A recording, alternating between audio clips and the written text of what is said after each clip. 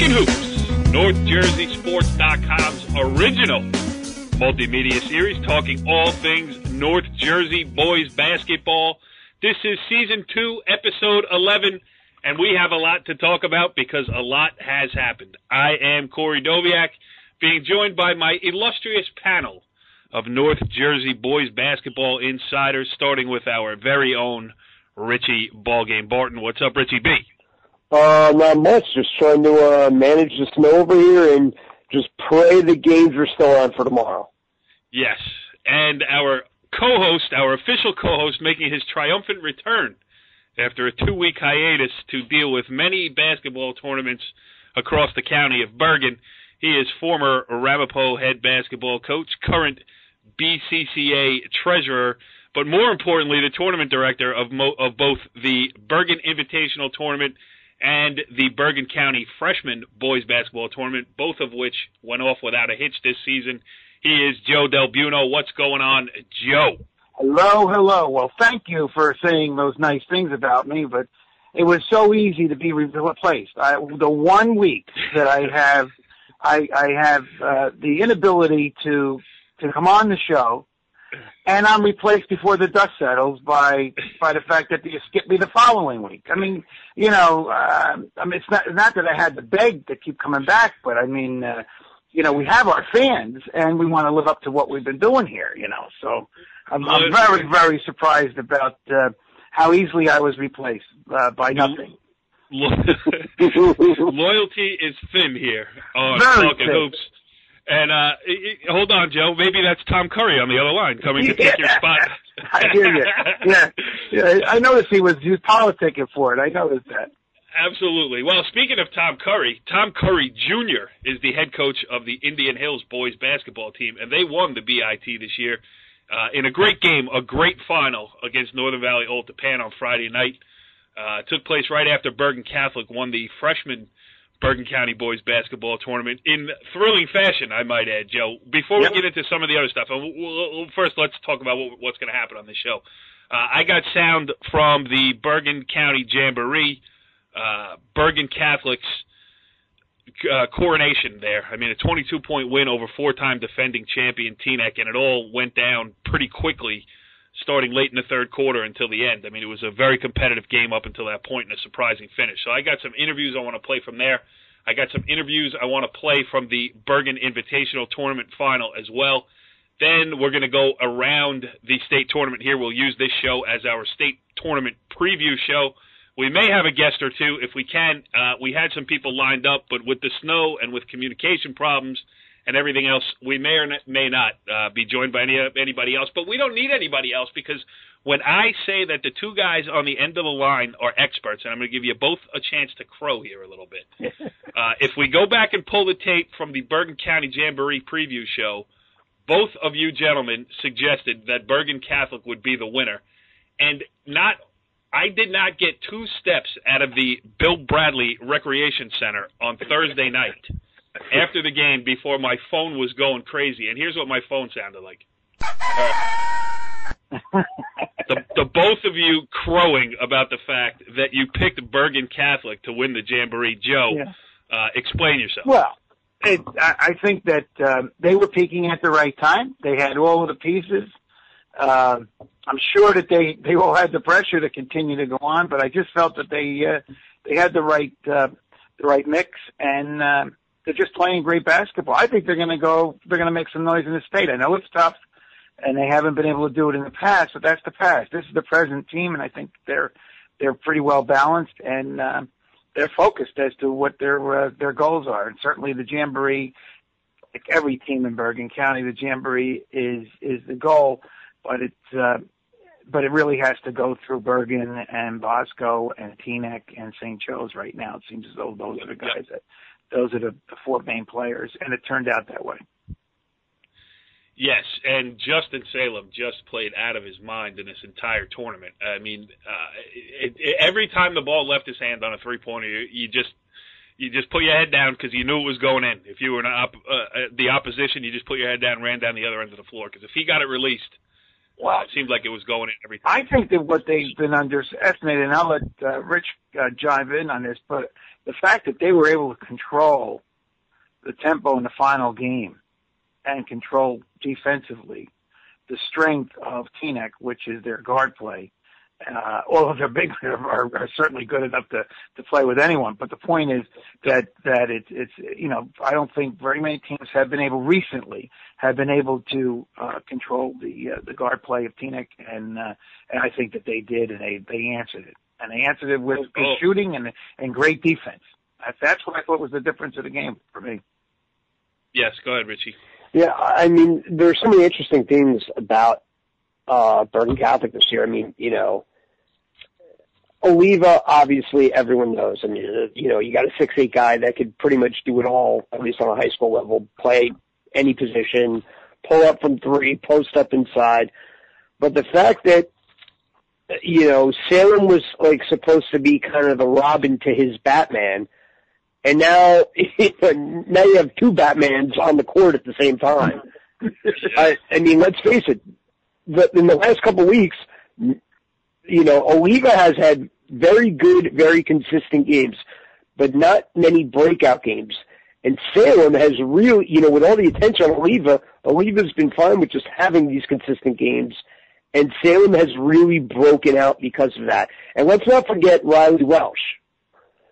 Yep. Because, again, as Coach DelBuono pointed out, the fact that Bergen Catholic was able to manage the tempo of the game, you need someone who is selfless, who's running the show, who does that. Yeah, but I was there. I covered the game, and I will tell you this. Manage the pace meant that Bergen Catholic ran. Right. They took every opportunity to run, and when you run at a running team, it created really a crazy environment because Teaneck was playing Teaneck style offensively. Now, it didn't help that the Highwaymen just had a horrible night shooting, so there were a lot of defensive rebounds, which led to Bergen Catholic being able to make an outlet pass, get the ball up the floor. So there were more opportunities for that, but Oliva played down low most of the game. He had a few block shots that also led to those opportunities. And Teaneck's balance of the floor was just, dare I say, bad. There were 3 straight possessions, and I have it written down here. Actually, 4. Here's the breakdown of the game. It's 35-33 after Tyler Deering hits a baseline jumper for Teaneck with 2 minutes and 53 seconds to go in the third quarter. So it's a game. Everybody's into it. 2-point game, Bergen County final, going to go right down to the end. Next time down the floor, Taj Benning, the sophomore who is in the starting lineup now for Anthony Uribe, the senior who broke his leg and won't be playing anymore this year. Benning hits a reverse layup. Next thing you know, Teaneck misses a shot, Salem gets a free run out. Teaneck misses a shot, Salem hits a jumper, a three-pointer from the corner. Teaneck misses a shot, Salem gets a free run out. Before you know it, in less than 2 minutes, it's an 11-point game. Right there, pretty much the game was over. Teaneck takes a timeout with 51 seconds left in the half. They miss, and there's a block shot, and Salem runs out again. So it's 46-43 right there. Pretty much you could turn the TV sets off, and the way it happened was pretty crazy. I talked to Billy Armstrong after the game, the Bergen Catholic head coach. Let's take a listen to what he had to say. We thought our transition defense wasn't that good, and then we thought we could take advantage of theirs. So we got some rebounds. We took off and run. We threw the ball ahead, and those layups really helped us. Block shots, too, were huge. Yeah, absolutely. I thought it was just a total team effort defensively. I mean, anytime we can kind of hold them to a team like that to 18 points in the second half, it's an incredible job defensively by our guys. I think Leandre had 3 in the second half, or maybe 5. I don't know what it was. But I mean, they're so good, and every time they take a shot, you think it's going in. We tried to, corral them as much as we can, get our hands up, get up there, contest and stuff. So, and it was just kind of being tough if they did make a shot and everything. So we did a really good job in the second half. How about the way Justin shot the ball in the first half? I mean, that was the difference. Yeah. They had to tilt everything towards him. Yeah, he just made just big shots, and it's he's got so much confidence. And then you got to stay with him. He might miss a few, but then after that, he usually makes some. Bergen Catholic grad. What does this mean to bring the trophy home? It's huge. So so much for the school, the administrators, my coaches, alumni. I've got so many texts and calls today wishing us good luck. It's really, really huge. I'm so happy for these kids, but I'm also just happy for our alumni in school, administrators, teachers, and everything. Yeah, and I was wrong there in the interview. Leandre Washington, Teaneck's brilliant sophomore point guard, 2 points in the second half. He finished with 12. So crazy stuff there. I mean, the way the game happened. Well, and here's the one thing I do want to say, not to belabor it, but if you went into that game and you were preparing for Bergen throughout the tournament, I don't think they ran on those easy baskets. They didn't get that many easy baskets during the course of the tournament. I may have missed a game or two. Maybe I'm mistaken, but I mean that Teaneck usually doesn't give up those easy baskets either. And I think that was a big factor. I just think that, like you hit it on the head about how many easy baskets or runouts, as you're called, that they had. I don't think Bergen's known for that. No. Surprisingly, I put it in the story that I wrote, was that kind of Bergen Catholic went and beat Teaneck at its own game. And, Joe, it's a great segue because I have some sound with Teaneck head coach Jerome Smart. We'll listen to this, and then we'll talk about Teaneck and where the Highwaymen go for here, because this ain't over. I mean, the 4-time defending champions coming into this season. They got a backcourt of Jaquay James and Leandre Washington that are going to be together for 2 more years after that. So if there was a year to get the Highwaymen, this was it. Bergen Catholic was able to do it, and here's what Jerome Smart said after the game. It's kind of like what happened the first game. They got a lot of runouts. When we actually made them play against our defense, we did a decent job, except for when we would lose Salem. But other than that, we did a solid job on defense. But the runouts, like when our guards were going to the basket, the other guards and wing players weren't getting back. They were just watching. So now when he blocks the shot or they get the rebound, they had runouts. And there's a couple of times where they just cherry-picked on us late in the game where, they got easy buckets. So. Yeah, I mean, obviously disappointing, but this is also the end of the most historic run in the history of the Bergen County Jamboree. So, and you still got a state tournament to play. You haven't been in this position yet. What do you do from here? We'll just regroup. Give them a day off tomorrow, let the kids regroup a little bit, and then we'll get back on the grind and see what we can do in the state tournament.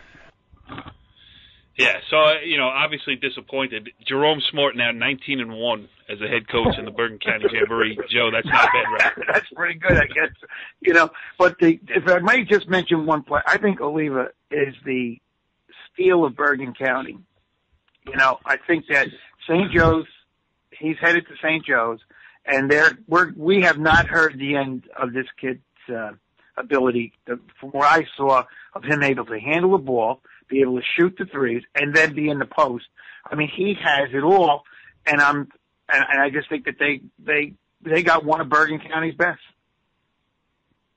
Yeah, I agree with that too. And if you watched him play in the final, it was like he realized that they couldn't stop Salem. So he was content to guard the rim, throw outlet passes, rebound, play the high post on offense, because at times even Teaneck went to a box and one against Salem to try to slow him down. So it was an impossible defense to them to pull off, because Oliva just stood at the high post, and anytime anybody got in trouble, he was their outlet guy.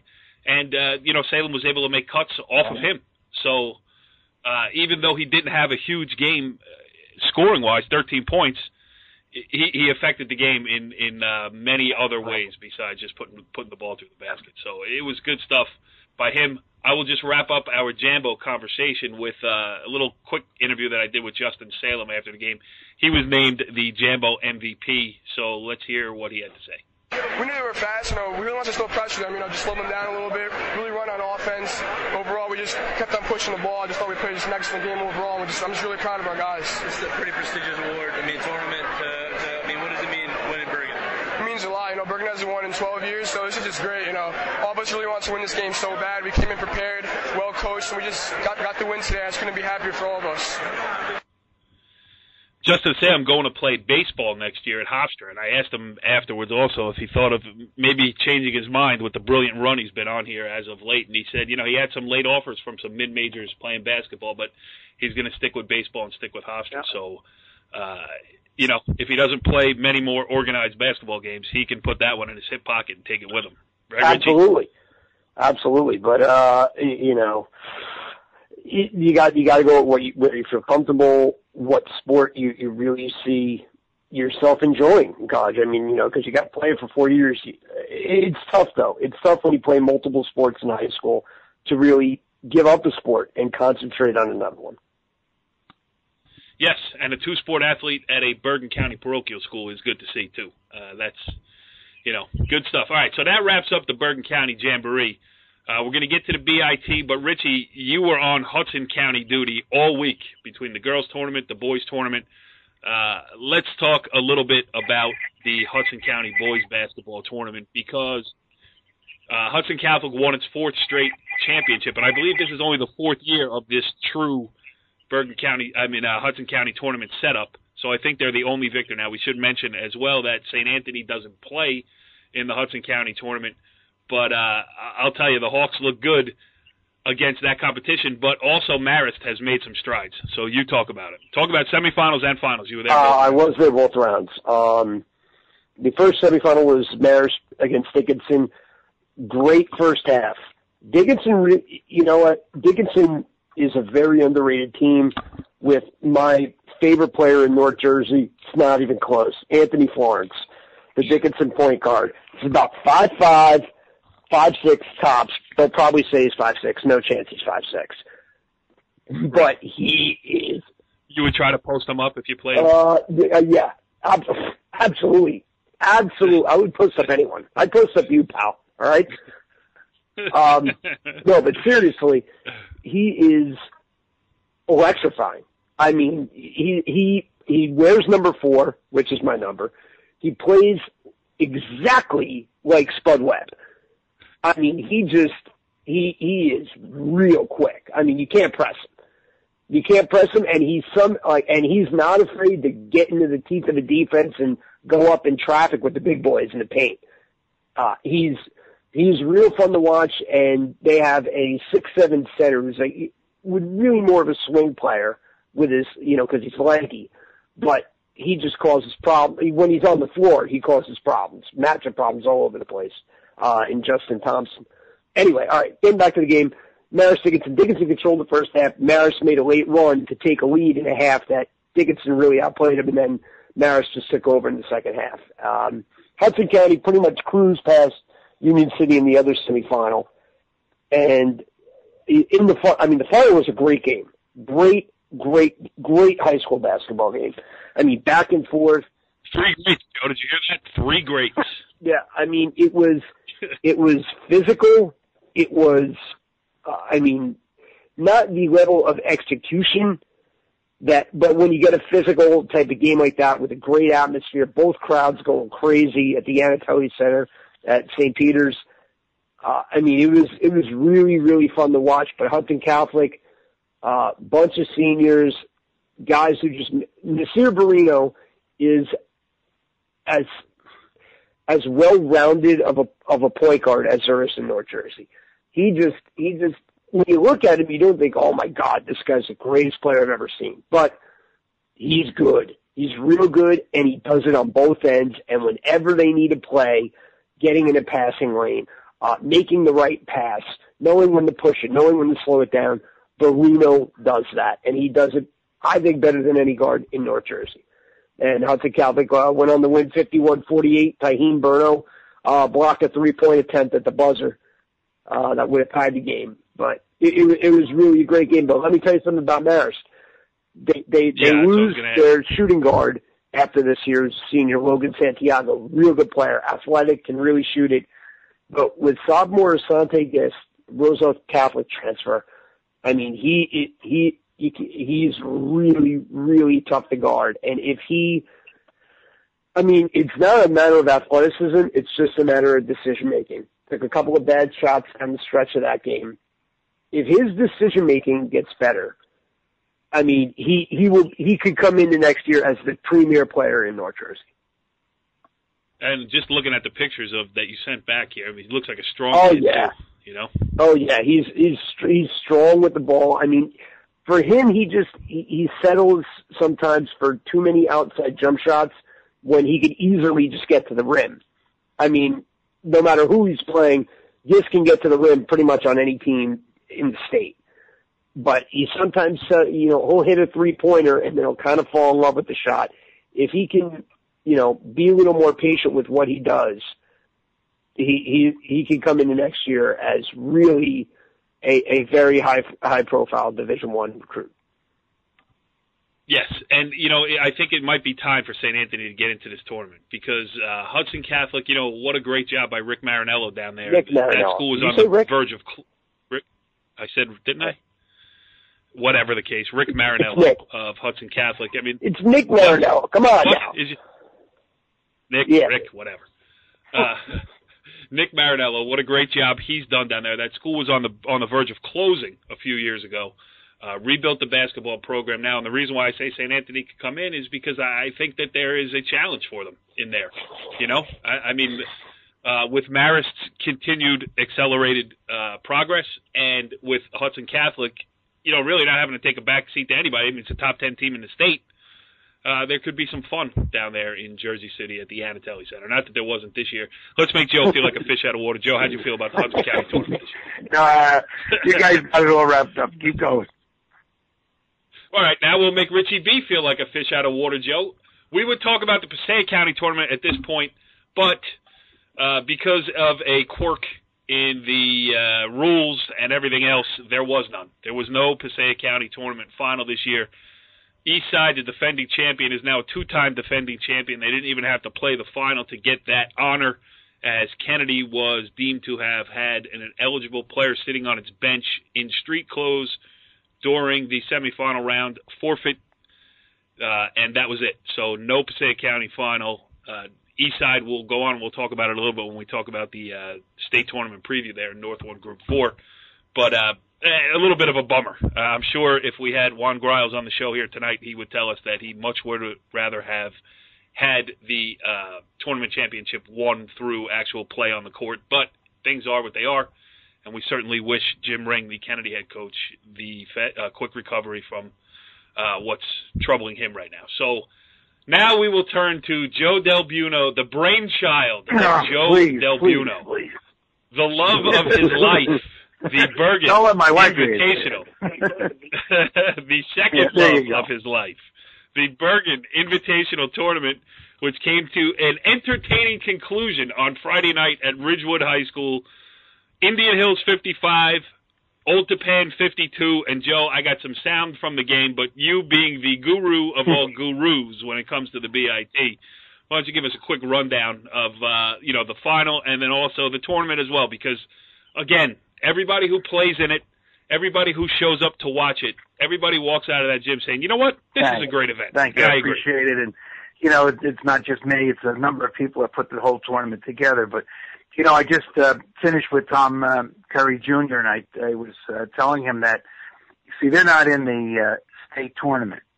So this was their final tournament. And they went out a winner. Yep. And the only other team that's going to probably go out, boys team that's going to go out a winner is going to be the winner of the Tournament of the Champions.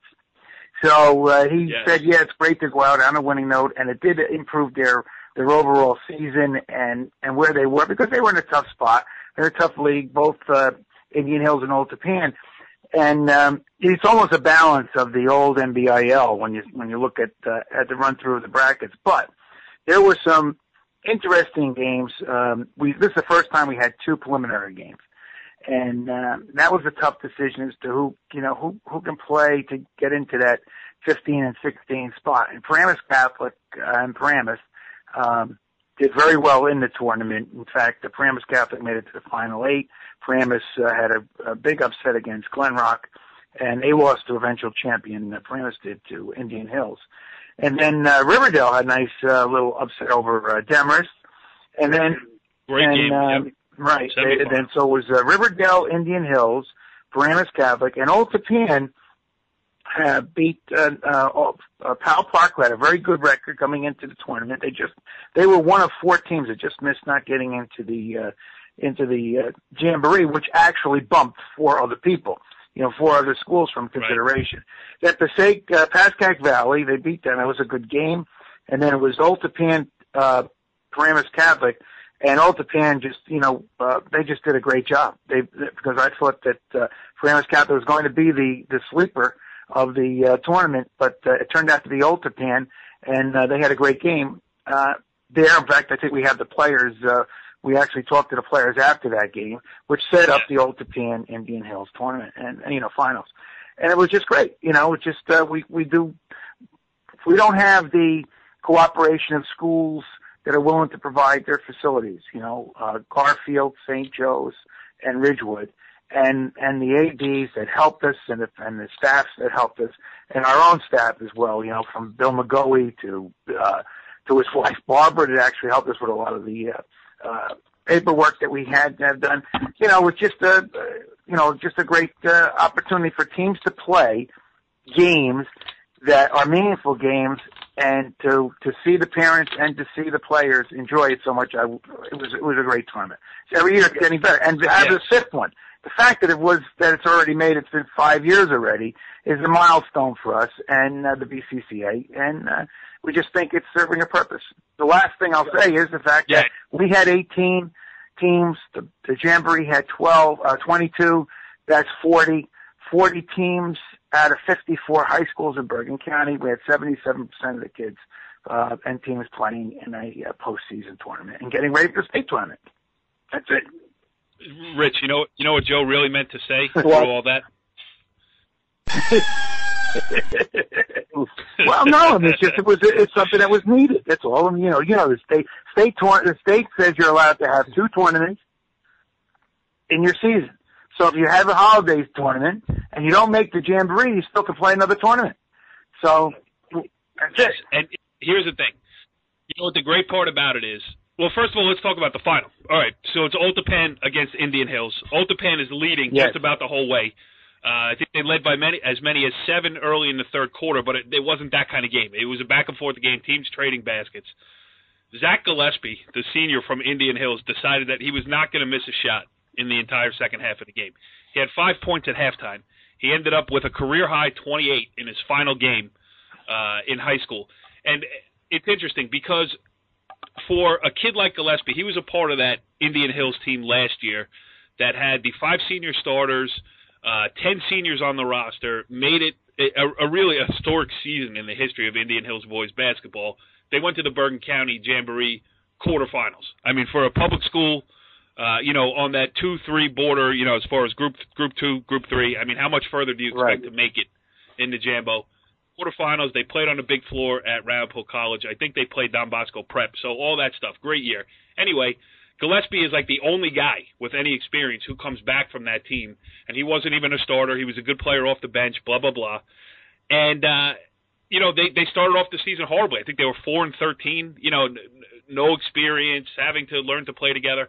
Then they get hot, and this is why the BIT is great, because Indian Hills then can get on some type of tournament roll here where, they'll play their weekend games. They then go back into the Big North Conference, bang heads a little bit with the big boys, and then get back to the tournament where they feel confident and where they're free-flowing and everything else. And you get to see some emerging players like the kid Tim O'Brien from Indian Hills. First time I had seen him play, a back-to-the-basket interior post player is my favorite kind of guy to watch. He's one of those. And Gillespie goes nuts. He scores 23 points in the second half. He hit a step-back three-pointer from about 25 feet. That was a huge shot in the game in the fourth quarter. That gave them a brief lead. It was answered by... answered that. Yeah, and who answered it is the kid Justin Minaya, a sophomore from Old Tappan, a lefty who is going to grow more, and he can play. He can put it on the floor. He can shoot it. He can play with his back to the basket, and that's what's great about the BIT too. Because for me watching it, you get to see what's coming up in Bergen County. Yep. And Justin Minaya is a kid that's definitely coming up. I mean, Tom Curry talked about him after the game. Let's get some sound out of the way here.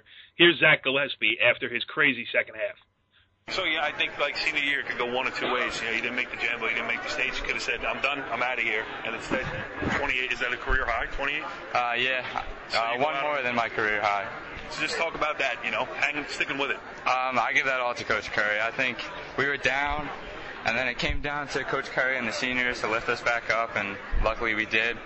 we bought into our coaching system, and that's what won us games. What was the difference down the stretch of the year? You guys got off to a poor start. I know you lost so many guys from last year's team, but, what made the difference here to be able to make this run? I mean, yeah, experience did play a big part of it, losing 10 seniors.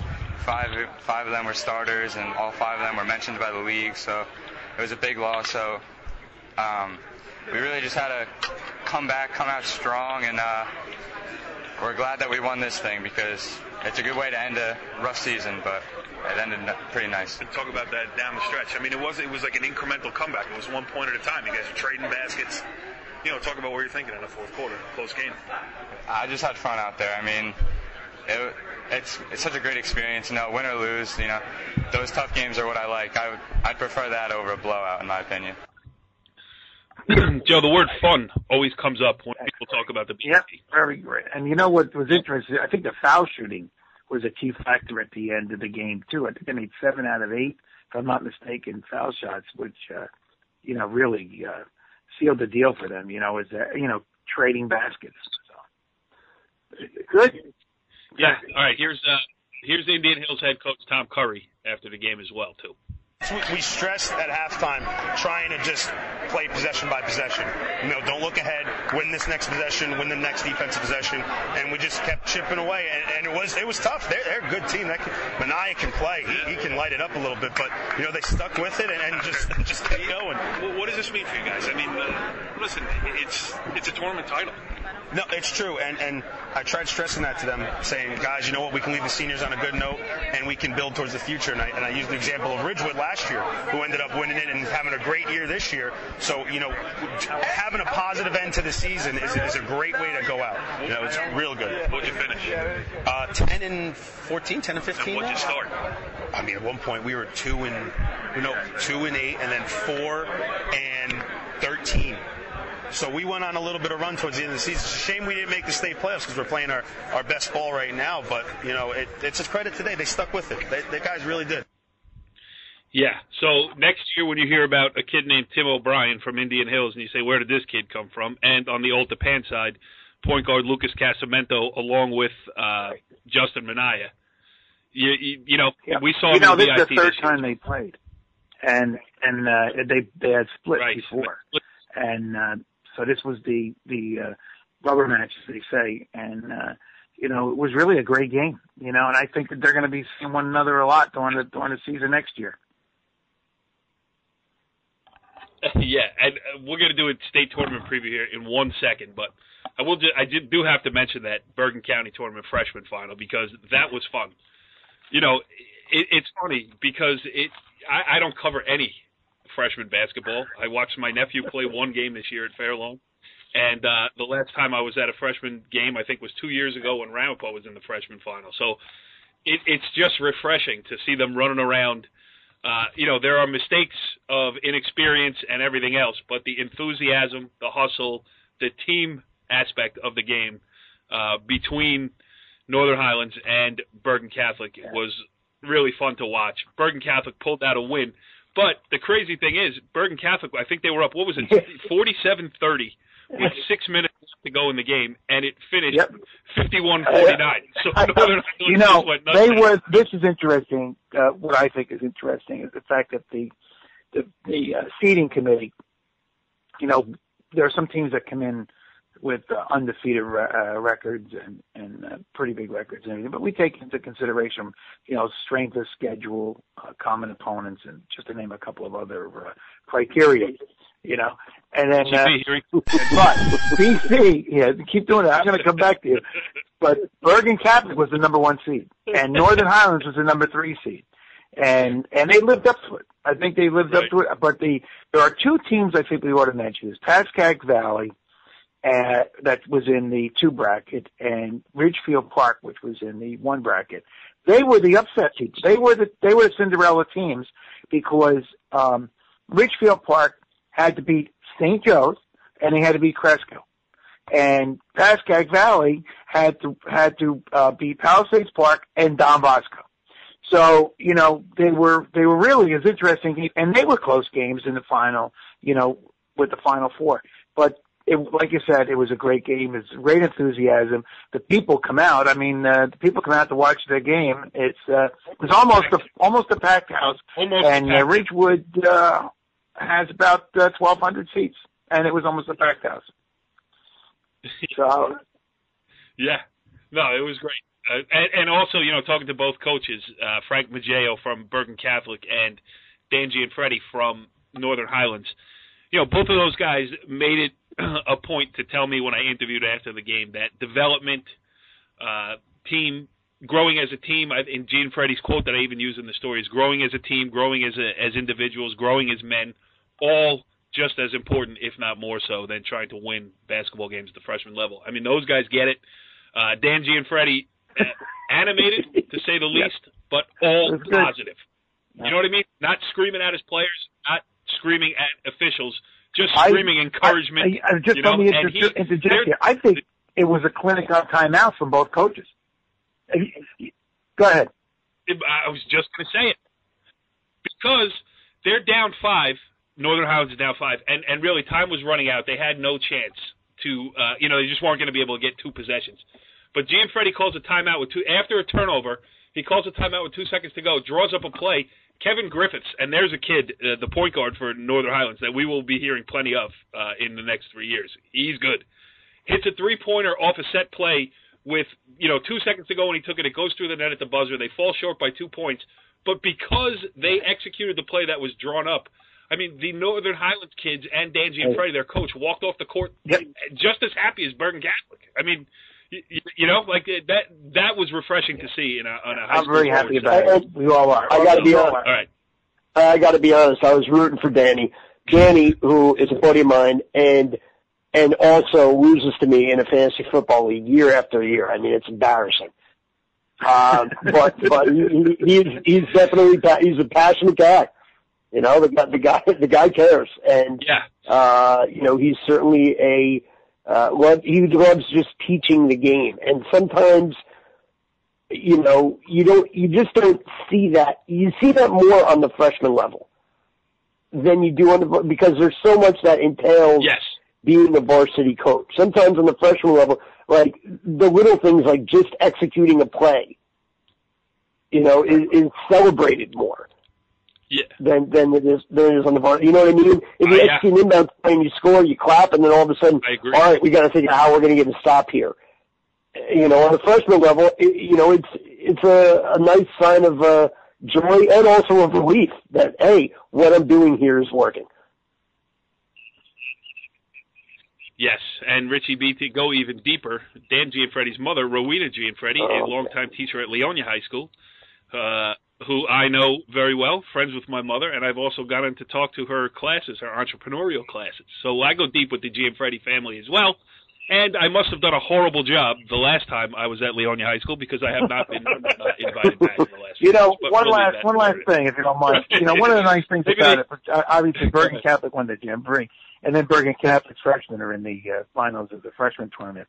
It brings out people. We're after the Jamboree, which is interesting. Timing. We try not to have any conflicts, but it's impossible on the weekends not to have some conflicts. But with this changing of the schedules and holiday schedules that are no longer, February vacations, not everyone has them, et cetera. So to have the facilities, and we moved the games to 5:30 and 7, it just turned out to be a great move on the part for the kids because, we just. We're not in competition, and it's afterwards. It was good to see the Bergen Catholic varsity there. Northern Highlands varsity was there. Their coaches, even the ADs were. It just was an exciting day. It was really good. Last one. There you go. That's it. I'm going to crow. You're absolutely right. All right. I mean, the last time I didn't say anything, and I got thrown off the program. You think I'm going to let you forget that? I mean, unbelievable. I didn't even get a phone call. I didn't even get a phone call that said, hey, are you on with us tonight or not? What's the story? Nothing. Boom. Ran right over me. The dust didn't even settle. Richie, time moves quickly over here in North Jersey. It either moves really quickly or really slowly. Boy, I'll say. Well, we're taping this on Sunday night, and this is the first time since December 18th, give or take, Christmas Day and New Year's Day that Richie and I could not go out and cover a game even if we had chosen to. So to say it went by in a blur would be an understatement. But it ain't over yet because we got a state tournament to play here. And because we talked so much about Bergen Catholic early, let's get we'll start in the non-publics, which we never do, Richie. So we're going to start with the non-publics first this time. The non-public North A state sectional playoffs, and we don't have to go too deep with this. Obviously, the interesting matchup is number 5 Bergen Catholic has to go on the road to number 4 St. Joseph for the opening round. Both teams first round bye, so they play. Their matchup will take place in the quarterfinals. Now, St. Joe's swept Bergen Catholic during the regular season, playing on small courts. Bergen Catholic beat them handily on the big court at Ramapo College in the Bergen County Jamboree. It goes back to a small court now. It's going to be interesting to see what happens here because I picked St. Joseph to win the Bergen County tournament. Well, I picked them first, and then I picked Teaneck, so I was wrong twice. But, I don't count St. Joseph. Well, playing on the home court, obviously, there's a big comfort level here. For one. For two, I mean, the obvious chip on their shoulder after losing in the Jambo. But Bergen Catholic just seems to be, that team this year. And this is a real fun tournament because I really think any of the top 5 seeds can get out of there and win it. Seton Hall Prep, the 1 seed, always a tough out. Pope John's got the best player, in the section. In Mustafa Diange. I gotta be honest, I don't know how to pronounce his name. All I know is he's 6'9", he's a pure athlete, going to Syracuse. They're gonna be a tough out as well. And you can't forget Bosco, obviously. And everyone has something to play for and a big chip on their shoulder. And this bracket's always fun. It's gonna be fun again this year. Yes, the champion is going to come from one of those top 5 seeds, obviously. 6 is DelBuono. I don't know much about them. 7 is Paramus Catholic, Joe. We talked about them playing in the BIT, made it to the semifinals. I can't see them making a run here. DePaul, I saw early. DePaul's going to be a team to watch out for in the coming years because they're young, but I don't think they're ready to make a run. Although that DePaul St. Peter's Prep game, the 8-9 game in the opening round is going to be interesting because both of those programs are in the same stage of their development. And I think both of them will be back. I just going to mention Bosco. I did not see Bosco as much as except during the tournament, and I know that they got knocked out of the Jamboree, but I just think they are a tough matchup for a lot of teams. Pope John, I'm not familiar with, so they may have the height. But I'm going to go on the limb. I'm going to take a look at Bosco. I know Bergen had a great Jambo game, but I'm hoping that they're not looking backwards. They might be, they got to concentrate on the states. But I'm gonna take a better look at Bosco, and I'm gonna throw my prediction. I think Bosco is going to make a big run. That's an official prediction. I'm going on the record. You're going on the record here. I know you're 1-0 in predictions.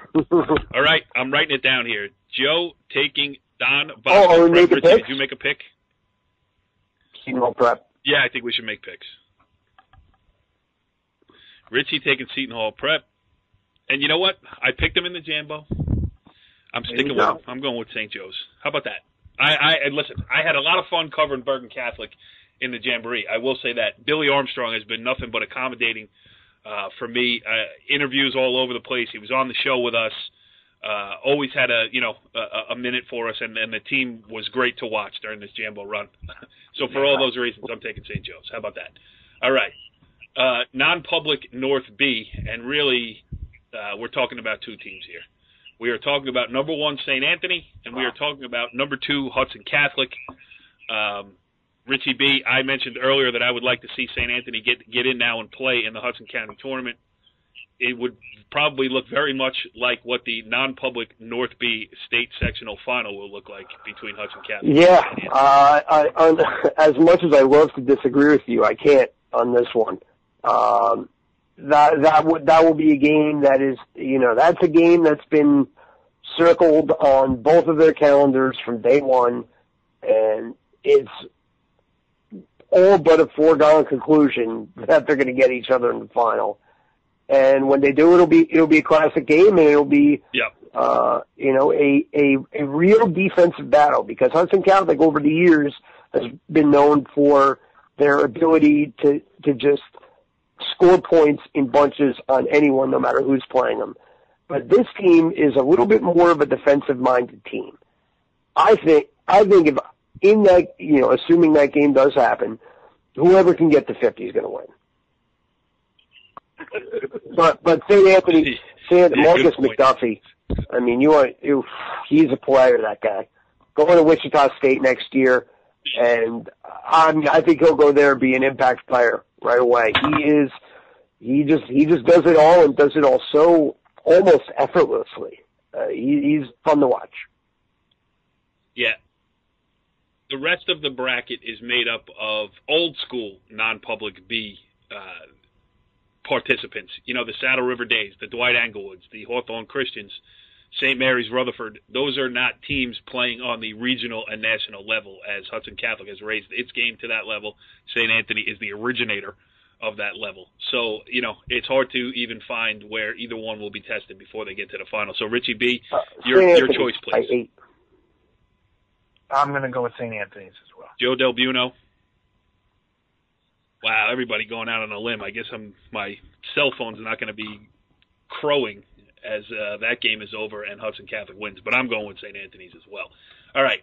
Now, Richie, should we talk about that? Well, non-public B South is where, interestingly enough, is where Marist goes. I think I read somewhere that Marist High School and Hudson Catholic High School are 3.5 miles apart. One is in the south section, one is in the north section. It's probably a good thing for Marist to get out of there a little bit. They go in as the number 7 seed, and they're going to see Trenton Catholic in all likelihood in the quarterfinals. But Marist, a true threat down there. I don't think we need to talk about anybody else except the top team, of course, which is Roselle Catholic. I'll put Marist is capable. I mean, if they get past Trenton Catholic, they can get to the final. But don't count out a 3 seed Cardinal McCarrick either. That's a tough team over there. And the 5 seed St. Mary's Elizabeth has really gone out and played a lot of teams and given a lot of teams problems along the way. Yeah. Including top-seeded Roselle Catholic. I think Roselle Catholic, though, just losing in the Union County final last night to Linden, they're going to be re-energized and looking to make a run, really at another Tournament of Champions title. You see, you think Asante Gist wants to play a against definitely Roselle Catholic? Right. You know what? All right, Joe, I'm going to ask you. First of all, I'm going to ask you if you've ever heard of any of those. You guys are going to have to carry the show on these two. Well, Roselle Catholic. Pick one that you've heard of and stick with it. Yeah, everyone's heard.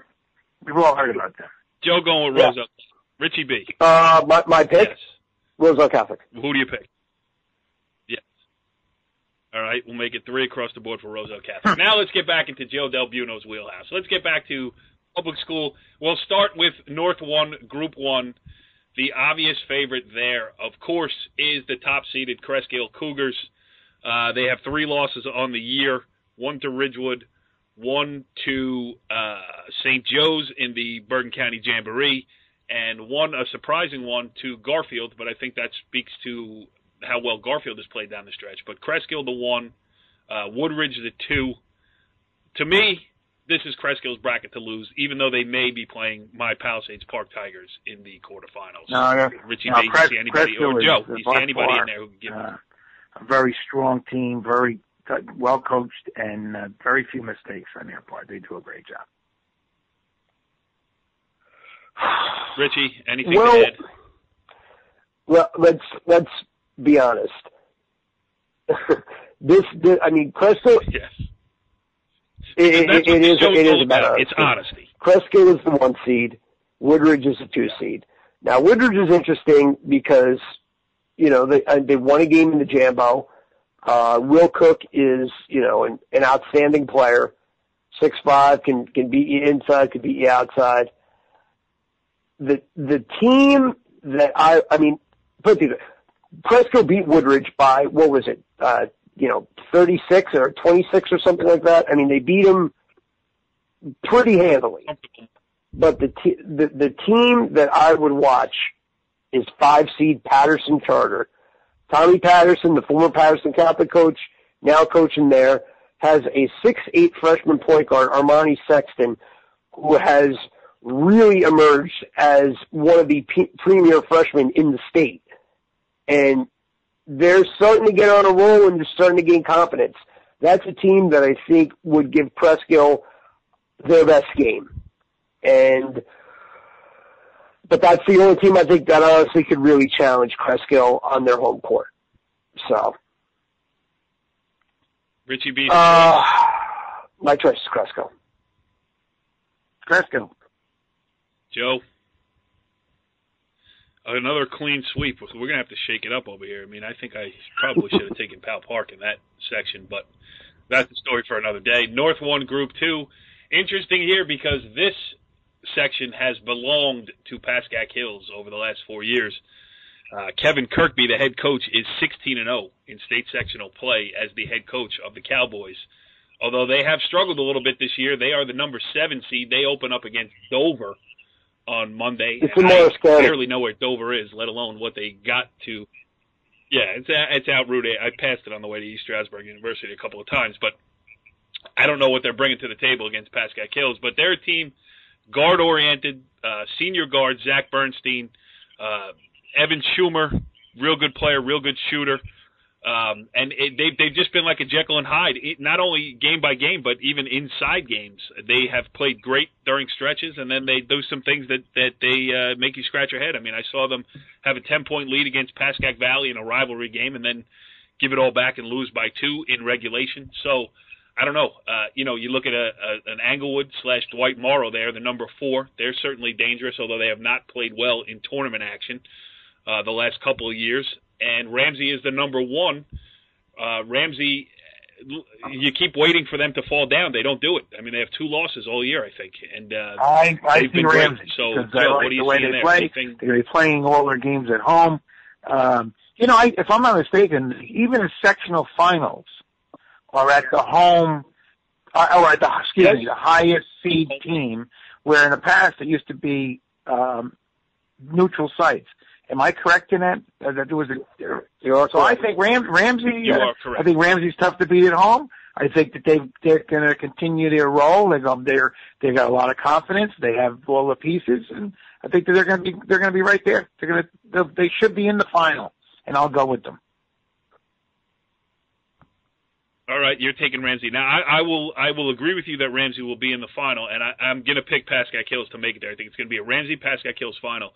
The one caveat I bring up is Dwight Morrow, because if they can find a way to value the basketball for an extended stretch of a game, eliminate turnovers, eliminate those quick shots that you can get at any time in a possession rather than taking it the first time it is available.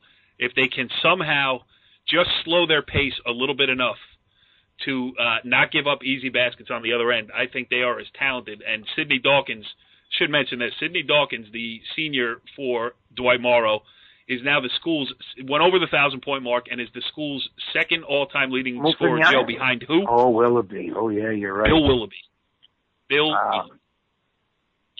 A legitimate Bergen County basketball legend. And Sidney Dawkins has scored the second most points in the history of Dwight Morrow High School. So that's saying a lot. They got the players, if they can just collect themselves and not turn the ball over and take a couple of good shots, I think Dwight Morrow will be a live underdog in that. But, they could also go out in the first round to Elmwood Park. That's just the way it goes. But I am going to go with you, Joe, and I'm going to take Ramsey to win. Who do I got? Well. Richie B. Neither Ramsey, not Englewood, not Pascack Hills, but an area team. Oh, you must have a buddy. Manchester Regional, baby. I'm going with the Falcons. Alex Morales has made as big of a 1-year leap from just a guy playing, who's getting minutes, to a guy who's averaging, 15 points and 12, 13 rebounds a game. He has really emerged. Brad Gaffney is a reliable shooter. This team is playing with a ton of confidence. I think they're going to run the table. I think they're going to win the section over Ramsey in the final. I saw Manchester play a couple of times already, and when they were playing Bergen County teams. And, I can understand your enthusiasm for them because, they've had some great games, but they've had some bad losses too. But anyhow, I wouldn't be surprised if they're in the finals, but I'm still going to go with Ramsey. Good one, Richie B. All right, let's move on. North 1, Group 3 here. And this bracket, because of PowerPoint, is whacked out. Let's be honest. Ramapo is the number 1 seed. They play number 16 High Point. They should win that game handily. I would imagine they will certainly win that game handily. Poor Mawa. Mawa gets into the tournament. They get into the Jambo. They get Bosco in the round of 16. They get into the North 1 Group 3 state playoffs, and they're moving down to Group 2 next year. Thank you. They get Teaneck in the first round. And then that sets up Ramapo-Teaneck in the quarterfinals in Franklin Lakes. Teaneck handled Ramapo easily in the Bergen County quarterfinals. But again, like the BC St. Joe's thing, it moves to the smaller floor in Franklin Lakes. Gives Ramapo, I think, a puncher's chance in there. West Milford-Riverdale is not easy first-round game for the Highlanders, who've been playing great. They're the 5 seed. Wayne Valley-Pascack Valley. Pascack Valley is a team that is improving by leaps and bounds as the season has gone on here. Wayne Valley, Richie B., I know you've seen them a couple times. You can talk about them. Joe Light does a great job. We know that. They're going to be a tough out for sure. I believe they're the defending section champ. Is that right? Right. No, I'm sorry. They played Teaneck last year in the final. Teaneck, again, Jerome Smart, 16-0 in state sectional tournaments. Let me get myself together here. The number 3 game, Old Japan goes on the road. They're a live underdog against Montville in the 14-3 game. Northern Highlands, another Jambo participant, against Garfield, another team that made the Jambo with a surprise loss to Woodridge. You got number 10, Tenafly Joe, a team that we've been talking about all year, is a team that we like. They got to go out and play Mount Olive. And then Demarest goes on the road to play Bergenfield, and Bergenfield, gave Bergen Catholic their best game in the Jamboree. So this bracket is jam-packed top to bottom, Joe. The two bracket is the one that's the most interesting. It just seems that Bergenfield is going to be able to get to that final. And the 1-8, what a game that's going to be if those two match up. The Ramapo Raiders and Teaneck Highwomen, it's going to be terrific. It's going to be a great game. The one thing you have to mention, though, is that Bergenfield's second-round opponent could be Tenafly. Not saying it will be. Mount Olive is the home team at number 7, but Tenafly beat Bergenfield. That's going to be interesting to see how far. Yeah, you're right. Well, depends, but I think it's going to be at Bergenfield, though, right? You got to pick. They're the 2 seed. Right. Yes, at Bergenfield, no doubt.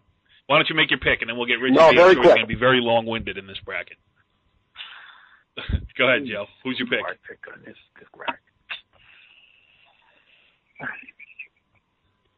Are you taking me seriously? Are you making the classic NorthJerseySports.com? Joe is taking Teaneck. Going out on a limb and taking the 4-time defending champs. You want going out on the limb? Go ahead, Richie. You got it. Wayne Valley beats Northern Highlands in the section final. Oof. Wow. All right. And this is a complete wacko bracket, so I'm going to reflect that as well. And Richie B., why don't you make my pick for me? Who am I taking? The winner of the Ramapo-Teaneck game. No, you're correct. I forgot. The West Milford Highlanders. Yeah, that's right. That's right. West Milford's in there. You're right. It's a good one. There's no bigger fan of the West Milford Highlanders than me. I thought they played great against Eastside in the Passaic County semifinals. Really a fun game to watch. I mean, they faltered late. They had foul trouble. They got tired, and Eastside is awesome. So there was no shame in that. But, boy, did they play well for a half. And really, if Mike Otero can knock down a couple jumpers, Richie B. and Joe, Noah Basket is an old-school point guard. He throws behind-the-back passes. Remember those? Before coaches started screaming, do not throw behind-the-back pass.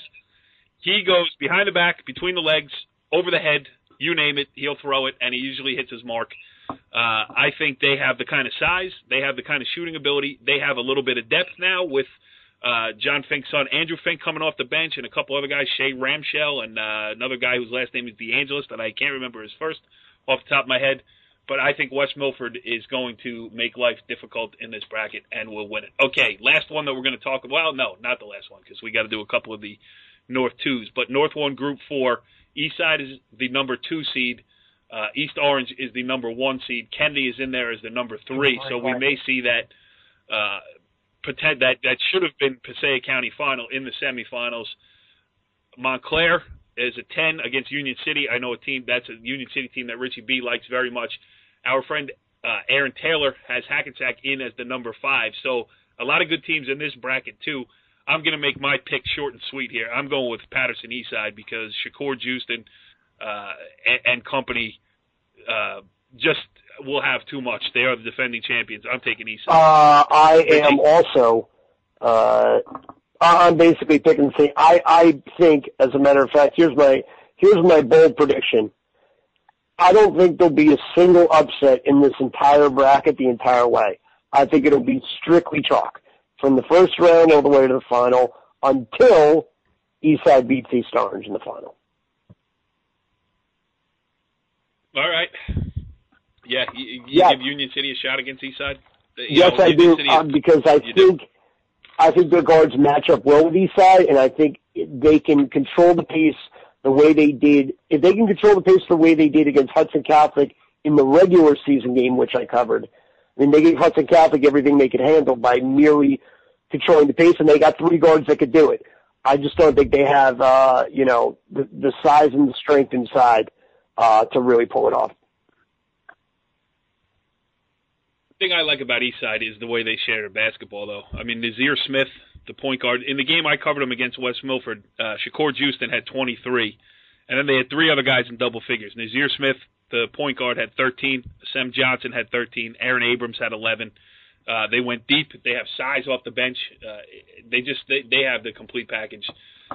We should mention Ridgewood is in there as well, and they've had a great season for them. We mentioned them earlier when we were talking about the BIT. They'll probably get Kennedy in the quarterfinals, and it's going to be a tough matchup for the Maroons, but we should make mention of what a great year they've had, that Mike Troy. And not saying that I believe they'll be alive. I'm going to go out on a limb. I'll go against the grain here, and I'll go with East Orange. All right. Now, what do you know about East Orange? Well, I think that, number one, I don't know too much about them. And the fact that I think that they do play in a tough conference, and they're the number 1 seed for that reason. And I would think they would give Eastside all they can handle. And again, I just think a lot of teams that have that home court advantage now that the state has given the sectional final to the home court, I think that's too much to overcome. And East Orange campus is Corey Doviak's favorite gym to shoot him. Oh, it really is. I can't wait for the group semifinals, my usual yearly doubleheader down at East Orange campus on the stage with an unfettered view of the action directly underneath the basket with space between me and the baseline. It is the greatest place in history to shoot a basketball game. I must say that. No doubt about it. All right. Richie B, we got to mention North 2 Group 2 because we got a lot of friends in that bracket. Chris Gaskin, number 13, Ridgefield Park Scarlets. They play on the road at Lincoln. We have our friend Nikki DeBarry from Rutherford. They're the number 5 seed. They will host Parsippany. And then a team that you have seen and have bragged about, the Harrison Blue Tide, number 9, on the road at Newark Tech. I can't see Ridgefield Park or Rutherford. If they both get through the first round, which will be tough enough, they will play each other. But Snyder seems to me, I don't know much about Hackettstown. But Snyder disagree. Snyder's a good team, way too up and down. Okay. The class of this bracket is a team with one of the worst records in the bracket, but they play as tough a schedule as, I'll say this, they play the toughest schedule in New Jersey. Newark Tech plays an incredibly tough schedule. They've been there before. They've tasted success in the state tournament. Newark Tech's going to come from the 8th seed, and they're going to win every game by double digits. Wow. All right, I want to make my pick. I'm taking Newark Tech. Too. Oh, gee, that's going to go against Richie. Taking Newark Tech. Boy, I'm glad there's no money on these guys, that's for sure.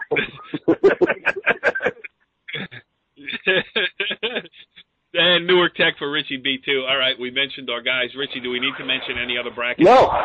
I think we can go with what we got right now. And then plus we've got a couple of other people we have to get on the show, right?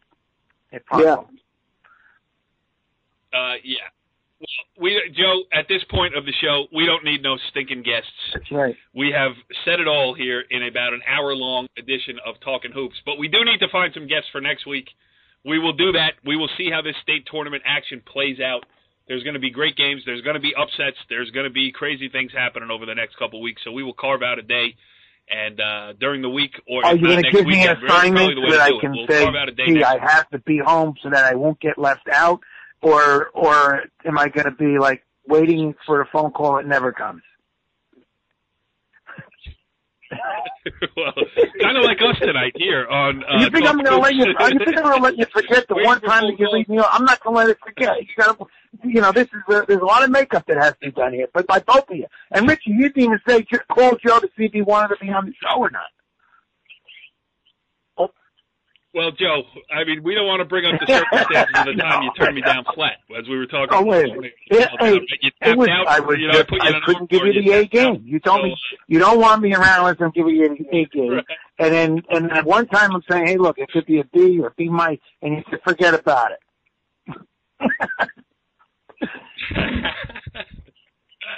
All right, that's this edition of Talkin Hoops. But, Joe, you do have an assignment. You must get out and watch at least 2 games and bring back interviews. I'm going to go to the Garfield Islands game for sure.